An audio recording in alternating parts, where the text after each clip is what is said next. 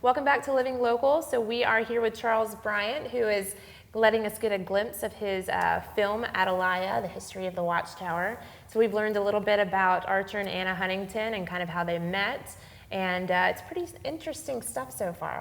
I'm digging it. Yeah, interesting. Very interesting. I love history, and this is one of those stories. And it's local. You know, right. It's stuff that people don't know, and it's right in our backyard. Exactly. I mean, what a cool place.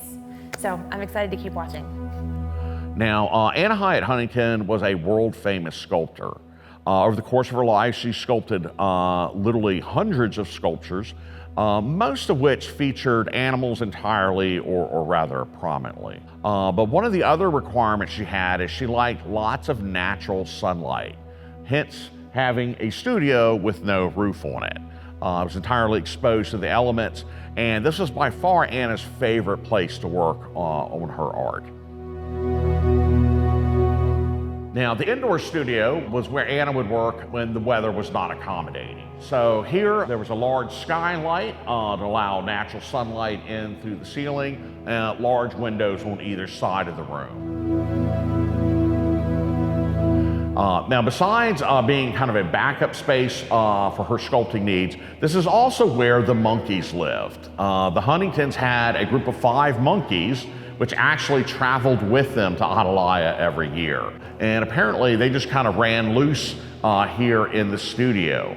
Anna makes reference to them jumping on her shoulders and her head as she was in the studio trying to work on various pieces of art. The breadth and knowledge of anatomy that Anna had really showed up in her artwork. It was very, very detailed, but most of it was a suggested detail. So the muscles and the tendons, the way the muscle would flex when animals would walk, even the hair on the animals, all of that was very detailed, but not overwhelming. The Huntingtons were very much animal lovers. They met and married rather late in life. She was in her late 40s, he was in his early 50s. So unfortunately, children were kind of out of the question.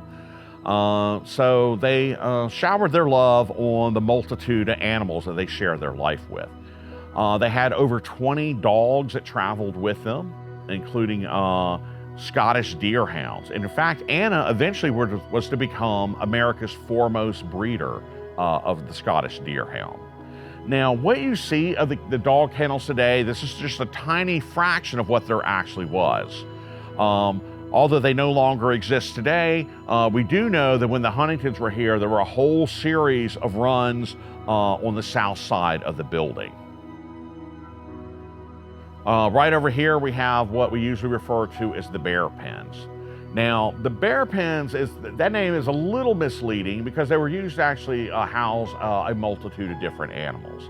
This is where Anna kept her live models for whatever sculpture piece she happened to be working on at the time. So if she was sculpting a bear, she kept a live bear. If she was sculpting a mountain lion, she kept a mountain lion. It all depended on what she was doing. So these weren't meant to be pets or a zoo.